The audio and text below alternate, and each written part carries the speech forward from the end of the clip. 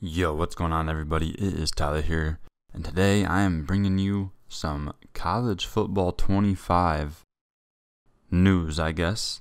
More so leaks, if anything, but today we'll be, talking about the new EA Sports college football video game that we've been waiting on for a decade now. So, very excited to finally have this game back and whatnot. But basically just want to go over the leaks that came out yesterday of either the cover or one of the covers, or also the Notre Dame image from In the Game that leaked through the PlayStation Store. So basically going to be going over that and just a couple other things I wanted to go over. And I actually planned on doing this a few days ago, and then the next day was when the cover leaked. So I was like, I might as well wait another day and gather a little bit more info. And I don't plan on talking about like my plans for this game on the channel too much in this. I'll probably do that next month. More so right now, just want to talk about these leaks and, just go over a few things. Also, in the background, the gameplay that you'll be seeing throughout the video will actually be some very old footage from my NCAA 14 Arizona State Dynasty that I ran back on my Fleur Sports channel back in the day, man. Like I said, it's like a decade old at this point, so it's kind of wild. I went back and downloaded the video from that channel anyways, so I don't think the quality would be too great, but either way, man, just figured I'd get, some good old NCAA gameplay up, man, from my Arizona State Dynasty. It was a really good game, actually, so I'll probably leave the end of it, too, at the end once I'm done talking about these leaks and whatnot, but I'll go ahead and throw up the cover right now. As you can see, man, it's not just one cover athlete. There's multiple athletes pictured here. Now we got, your boy Donovan Edwards, Michigan man, front and center. And then you got Quinn Ewers to his left and Travis Hunter to his right. And then you can also see Milroe and Carson Beck, as well as Quinshon Judkins, which I thought that was kind of odd. It's like, it's his first year at Ohio State, and you're already seeing him in some cover art. So I don't know, that one was a little bit odd to me. I don't really like that one that much, but I guess, that's a big brand that you kind of have to represent here, and all the other big names are gone now, so I guess it makes sense. But either way, I'll start off by saying I do not believe that this here is the exact cover. I don't think this is it. I think this is just like a hint at who the covers are, because it sounded like we were getting multiple cover athletes, from the beginning. I'll kind of start from the beginning, kind of backtrack a bit here. But at the beginning, we were told we were going to have multiple covers. And my thoughts the whole time were, okay, that makes sense. Nowadays, we always have different, versions of games. As you can see here, this says Deluxe Edition. So I figured, there'd be like a couple different editions that cost more. And then, of course, your Standard Edition. Now, back in the day, it was usually just Standard Edition for this game, of course, before we had all these weird bundles and whatnot. But either way, back in the day, there was usually two covers. One for PlayStation, one for Xbox. Or it might have been regional. Maybe I'm remembering wrong, but I think it was a different athlete for one for PlayStation, one for Xbox. Could be wrong, like I said, but I think they did that at least a few years anyways. But yeah, man, I think this is like, they timed this stuff out on purpose, right? If you don't know, there's going to be like in a week or so, I think it's actually on the 16th, where they're going to be putting out some sort of reveal. I don't know if it's just going to be an article talking about the game, telling us some things, and maybe the release date of the game, or maybe it's going to be actually the full reveal trailer with some gameplay. Who knows, man? But we are going to be getting something here in a few days on May 16th, so definitely be on the lookout for that at 11 a.m. Eastern Standard Time. Definitely should be something good, whether it's an article or an actual gameplay trailer video. I'm excited either way, man. I'm sure it'll be good stuff. But yeah, man, going back to like the cover stuff, from the beginning, I thought, once they said it would be multiple covers, different editions, I thought maybe, since Saban just recovered, I thought maybe we would get some sort of edition with Saban on the cover. And then I thought we would get one edition with a player that has just got drafted. And then I thought we would get one with a player that is currently in, college playing still. Because back in the day, of course, the athlete on the cover always had to be a player that was, now moving on to the NFL because of, the whole licensing agreements and stuff like that. They couldn't get paid back then like they can now. So with that being said, we then eventually got news that it was all current players. So once I heard that, I was like, okay, I'm no problem with that. Just a little bit surprised. Thought they would do a little bit something different with like an older cover, or a coach, like I said, Saban retiring, one of the best college coaches ever. But either way, man, once they said that, I was like, okay, all current players, that makes sense. So now at that point, you got to think. I mean, I already thought from the beginning that Michigan would be represented because we just won the national championship, and if you don't know, Michigan has been on the cover multiple times already. I believe Woodson was on the cover back in '98. We had Desmond Howard on the '06 cover, and then Denard Robinson on 14, which was the last one, of course. But yeah, man, I figured we'd get a Michigan cover of some sort. And based on some of the information that we started getting on, each of the cover athletes, I kind of started to, get some sort of ideas. Like one of the hints that we got was that there was a Big 12 player, which what that told me was that it was a non-quarterback, and that it was like, the hint was like, a Big 12 player, with all the conference realignment and whatnot, you got to think Colorado going to the Big 12, and with how crazy Colorado is in the media and whatnot, and just the way that it's portrayed. And of course, they get views, they get likes, everyone, regardless if it's positive or negative, Colorado gets the views, man. So either way, I'm not surprised. It's just, I'm a bit surprised it's Travis Hunter. I agree with it being Travis Hunter, that he should be the one representing, but I thought they would go Shedeur Sanders, the QB and whatnot, but either way, I like seeing Travis Hunter there. And then another news thing that we got, I think they said there was an SEC quarterback, or maybe they just said SEC player. But I would, again, going along with the conference realignment, I think they were trying to throw us off. You know what I mean? These teams are just now joining these conferences, so maybe they were thinking people wouldn't, think this way. But Quinn Ewers is a pretty obvious guy that should, be on here. I actually think that he has a real shot to win the Heisman next year. And I actually I put a ticket in on Texas to win the national championship as well. I put that in before Michigan even won last year. And if you didn't know, I had a ticket in on Michigan to win it all since July. So, that being said, man, I got, my eyes on Texas and Quinn Ewers. I think they're going to have a really good year, man. But yeah, so I'm not surprised about Ewers being there either. And then the Michigan thing. Another thing we heard was it was they said a Big Ten non-QB, or I think that's what they said. And that right there told me that Big Ten obviously would be Michigan. You have to have a national champion represented somehow, right? So at that point, I was like, okay, either A, it's Donovan Edwards, or B, Will Johnson. And then we heard what else about covers. They said it was Matt Brown. A lot of it comes from Matt Brown, in case you're wondering what I'm even referring to. He, usually has a lot of good information and whatnot. He's got, sources, all that good stuff. But either way, he said something about multiple players on one cover possibly. And once I heard that, that's when I started to gear towards, okay, maybe it's more so Will Johnson, and then maybe Mason Graham and Kenneth Grant behind him. There are a couple of D tackles that are returning as well this year on that defense. So I thought maybe it'd be something like that, showing off our defensive studs, because between those three guys, there's a good chance they all go top 10 in the draft next year, depending on team needs and whatnot, where the order falls and whatnot. But that was just where my head was going as far as these covers go. But it looks like it's going to be Donovan Edwards for Michigan's representative. But either way, man, what I will say is, like I said, I don't think this is the cover.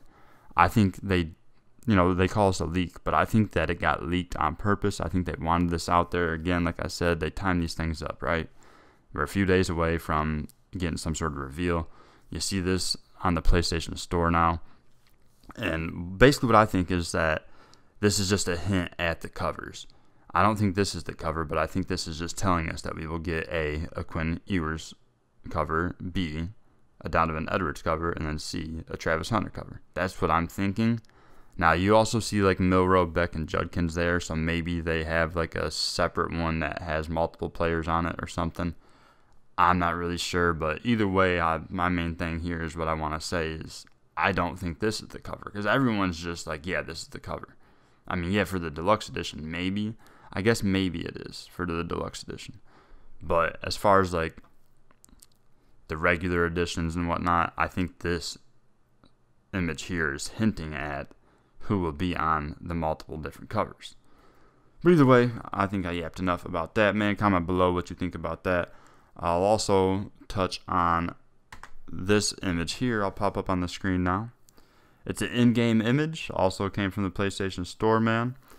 But yeah, it's Notre Dame. Looks like they're, walking out onto the field, getting ready for the game. You see some fans going crazy, but this actually looks really clean.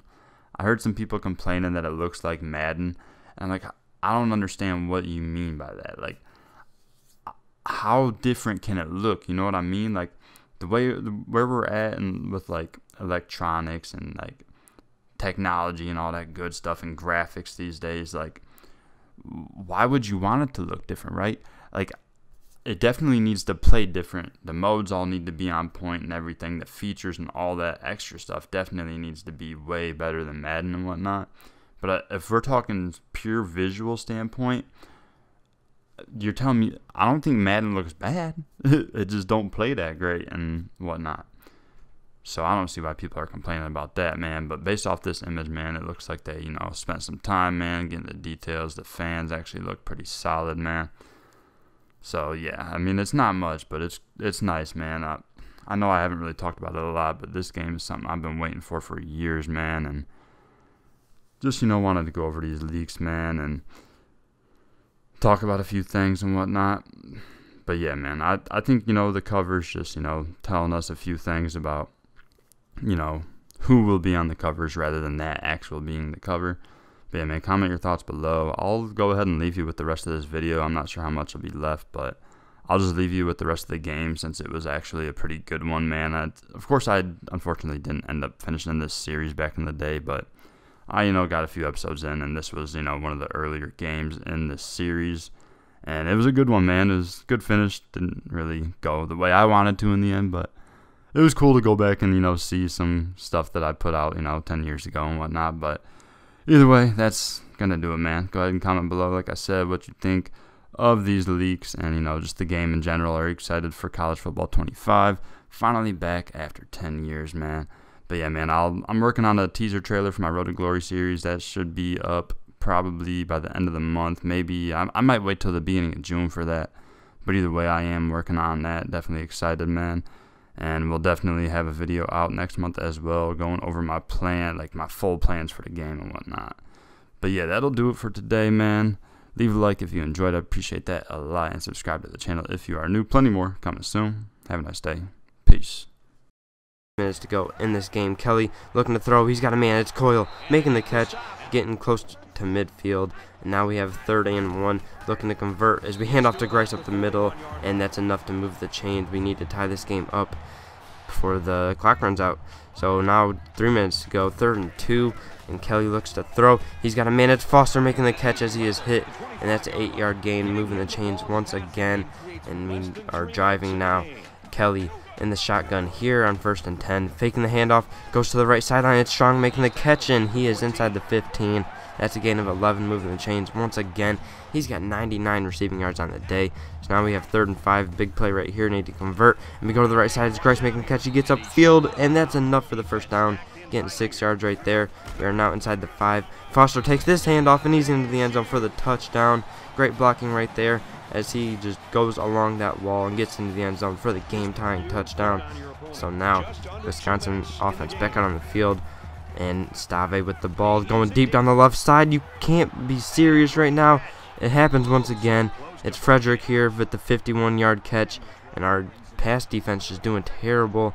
And now on 1st and 10, Stave looking to throw once again. He's got a man. It's Aberdaris this time making the catch. And they are inside the 10 at about the 5. On 1st and goal, they hand off to White, and he's into the end zone for the touchdown. They score so quickly on that drive, and they take back their touchdown lead. So just over a minute to go for this Arizona State offense to try and tie the game up once again. They go to the right side. Ozier makes a nice catch, and it's a gain of 8. Now on 2nd and 2, we're going to see what we can do. trying to get downfield as fast as possible. We only have 2 timeouts. We're going to go to the right side once again. It's Coyle making this catch, and he gets out of bounds at about the 45. It's now on 1st and 10. Kelly in the shotgun. He's looking to throw.